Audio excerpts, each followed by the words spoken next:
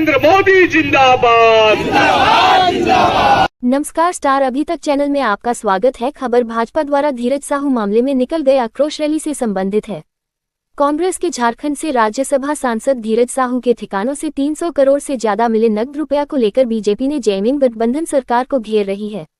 रविवार को भाजपा कार्यकर्ताओं ने ईडी से जांच सहित अन्य मांग को लेकर आक्रोश रैली निकालकर कांग्रेस एवं गठबंधन सरकार के खिलाफ जमकर नारेबाजी की। इस मौके पर काफी संख्या में पार्टी कार्यकर्ता भी उपस्थित थे।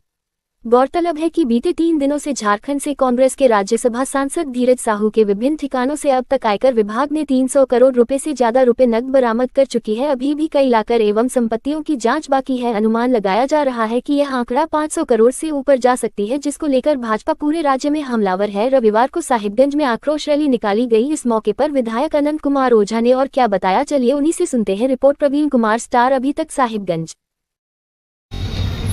मित्रों, आपने देखा होगा कि विगत 3 दिनों से प्रदेश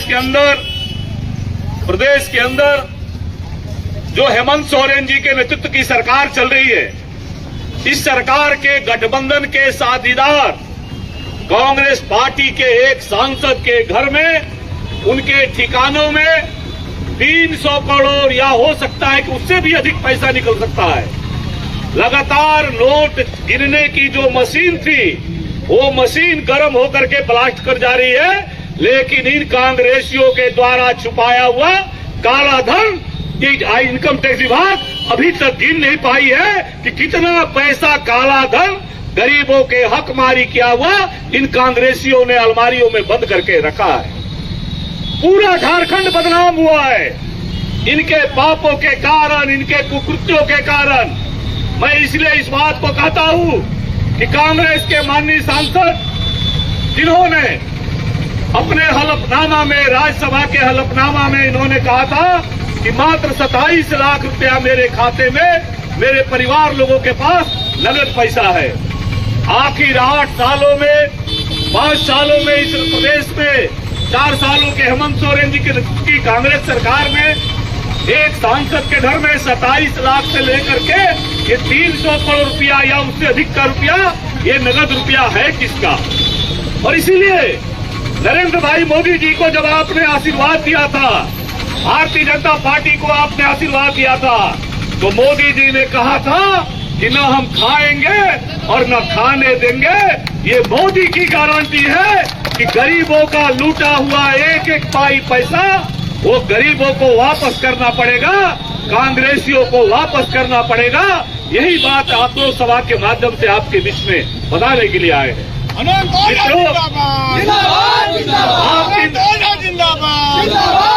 आप इन कांग्रेसियों के काले चेहरे को देखिए। देश की आजादी के बाद ये कांग्रेसी ढिढोरा पीटते थे कि आजादी हमने दिलाई है, लेकिन देश आजाद होने के तुरंत बाद नेहरू जी जब प्रधानमंत्री बने देश का, तो रक्षा क्षेत्र में उन्होंने 55 जीप का घोटाला कर लिया था। 55 जीप का घोटाला कर दिया, जीप का घोटाला किया था। उसके बाद तो कांग्रेसियों ने इतने घपले घोटाले किए, इतनी लंबी श्रृंखला है।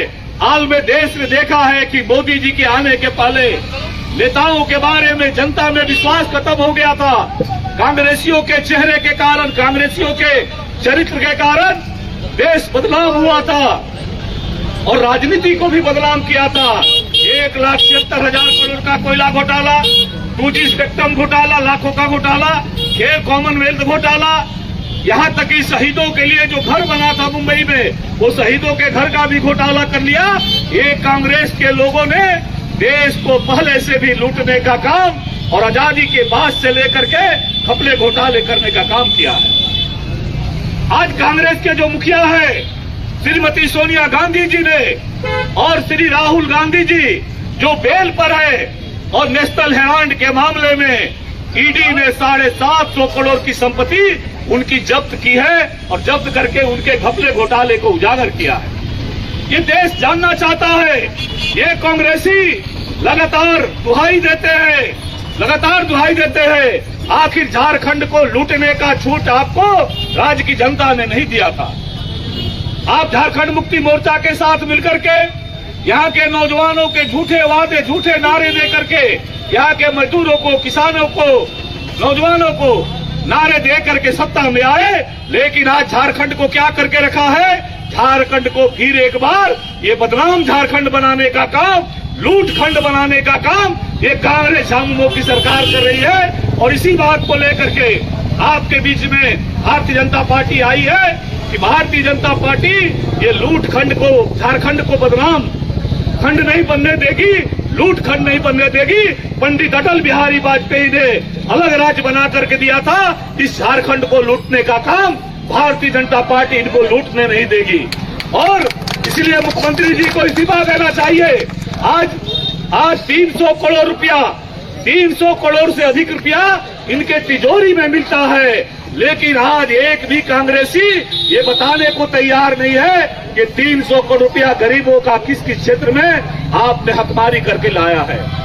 कांग्रेस के गठबंधन से मुख्यमंत्री बने हेमंत सोरेन जी बताने को तैयार नहीं है कि गरीबों का हकमारी क्या हुआ। ये 300 करोड़ रुपया आखिर हमने प्रदेश में किन किन क्षेत्रों से लुटवाने का काम किया है। इसलिए मित्रों, आज ये जनता लोकतंत्र में जनता मालिक होती है।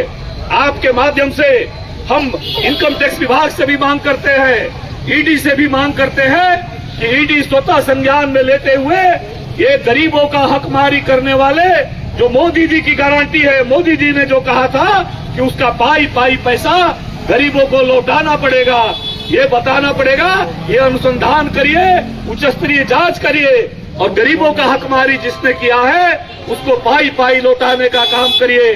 आज भारतीय जनता पार्टी झारखंड प्रदेश के आह्वान पर पूरे प्रदेश में आक्रोश प्रदर्शन और आक्रोश सभा जनता के साथ हम लोगों ने किया है। आने वाला समय में इस कांग्रेस को और उनके गठबंधन के साझीदार झारखंड मुक्ति मोर्चा के द्वारा इस प्रदेश को लूटखंड बनाने का जो षड्यंत्र हुआ है, इसके खिलाफ हम लड़ाई सदन से लेकर के और सड़क पर हम लड़ाई भारतीय जनता पार्टी लड़ने का काम करेगी। आप सभी साथियों को कम समय के सूचना में आपने राज्य की जनता की भावना की अभिव्यक्ति करने के लिए आज आक्रोश सभा में आप इकट्ठा हुए हैं। आप सबों का मैं हृदय से अभिनंदन करता हूं। जिलाध्यक्ष जी, नगर अध्यक्ष जी, मंडल अध्यक्ष जी, मातृशक्ति सभी को मैं अभिवादन करते हुए अपनी बात समाप्त करता हूं। बहुत बहुत धन्यवाद, बहुत बहुत अभिनंदन।